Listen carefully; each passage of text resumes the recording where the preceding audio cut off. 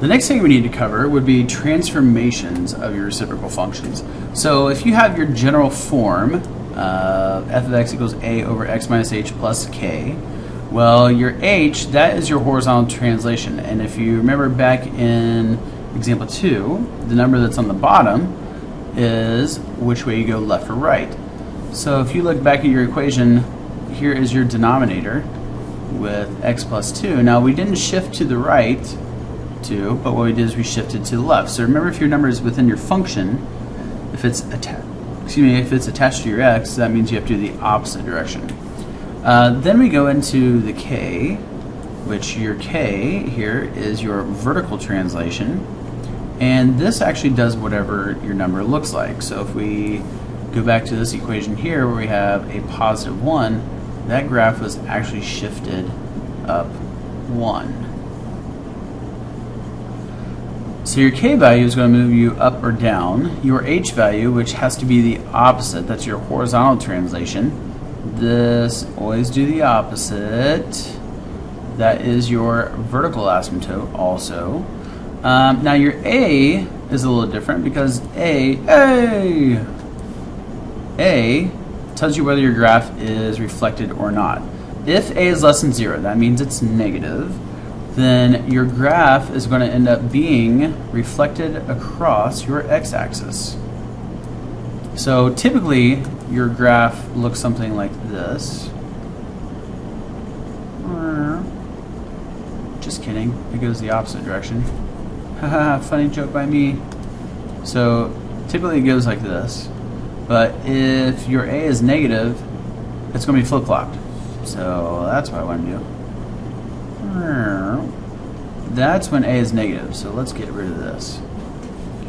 Now if a is greater than 1, that means you have a graph that's been stretched vertically, but is also still going to be in the same general shape like this. So a actually tells you if something gets stretched a little bit more or shrunk a little bit. So let's look at how to... So sorry, folks. Not this year. Oh, too bad, so sad. Okay, let's go ahead and graph this. Notice we have a negative here. So what I'm going to do is I'm going to make this negative go up here with a 1. And that tells us that your a is less than 0, which means instead of your graph going down like this and up like that, it's going to be flippy-floppied. So you can tell the general shape of your graph should look something like this. We also know that by using your transformations or your translations and everything, you can look at your h value.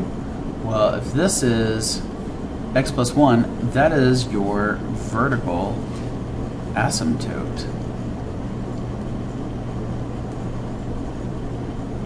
So if that's our vertical asymptote, if we set x plus 1, we're not being equal to 0, that means x is going to be equal to a negative 1. There we go. X equal to negative 1. So once we have that, then we know we can actually go ahead and draw in your vertical asymptote here.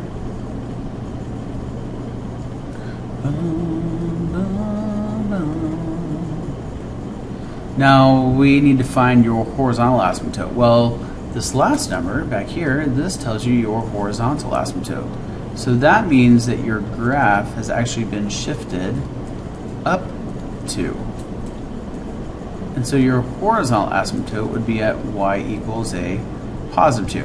Remember, your whatever's attached to your x is the opposite number, so even though it says plus 1, it's actually a negative 1, because you saw it said equals 0. Your horizontal is actually a whatever number you see. So here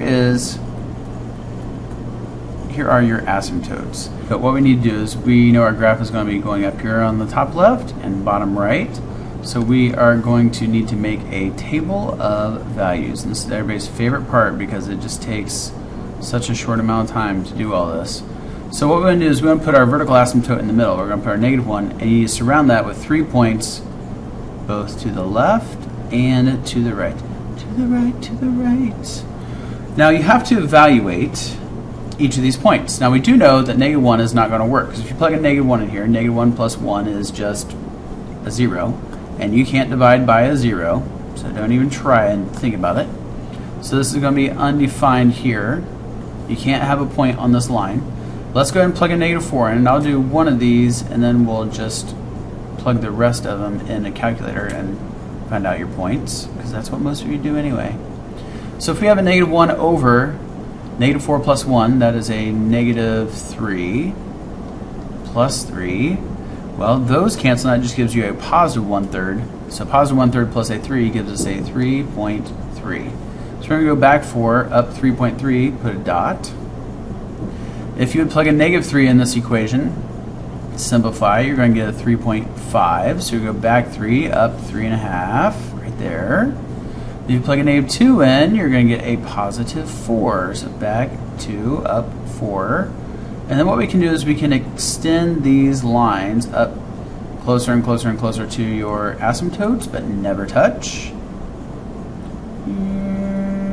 Going that way. And then same thing on the right. When you plug a 0 in, well, if you have a 0 in there, you get a -1 plus 3, which is 2. So we go 0, 2, put a dot right here. If you plug a 1 in, you're going to get a 2.5. So you go over 1 up 2.5.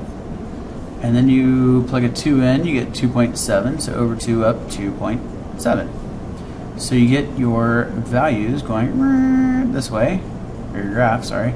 And this goes down, never touches your asymptote, gets closer and closer and closer, and continues going down. So now what we're going to do is we're going to figure out our domain and range.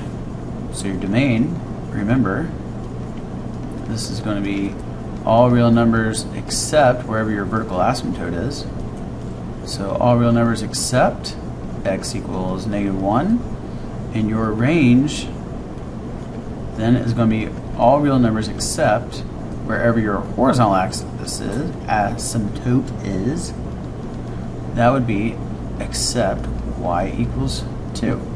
So there is your graph, and there is your domain and your range.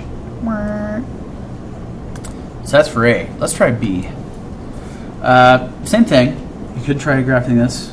Pause the video, see if you can do it on your own. And we have a negative up here, so we know our graph is going to look something along the lines of this, like that. So let's go through and let's try to find out what our horizontal asymptote is and our vertical asymptote. Your horizontal asymptote is where you take your denominator, x minus 2, set that equal to 0, and we get x equals a positive 2. So we're going to have a vertical asymptote at x equals 2. Then you have a a vertical asymptote. That is by using your number at the very end. So this is a -1. So that means your vertical asymptote is going to be at y equals a -1. It's always the same for your y's. It's always the opposite for your x's. All my exes don't live in Texas. Alright, so now we need to make a table of values. We know our graph's going to be up here and down here. So if we make our table, we plug in your x and your y. If you put your vertical asymptote in the middle, you know that's going to be undefined. So you surround that with a 1, 0, -1. And then you plug in 3, 4, 5. And then you plug these into your calculator to find out what your y values are. And voila, they just magically appear. So we go back 1, up a third. So be right about here. 0, 1, and over 1 up 3. So this graph is going up like so. Keeps getting closer and closer. Never touches your asymptote. Goes to the left. And then on the right, you go over 3 and you go down 5. So this is your first point. Over 4 down 3. And then over 5 down 2.3, which would be right about here. Here's your graph going like so. Going down like that. So now the last thing is we have to figure out your domain and your range. So we're going to say all real numbers except where your x, remember your x is always your domain, so that could be a way to remember whether it goes with your horizontal or vertical, except x equals 2.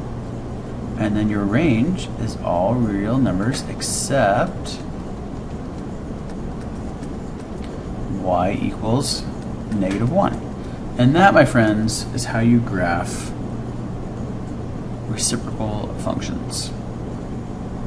Oh, yeah.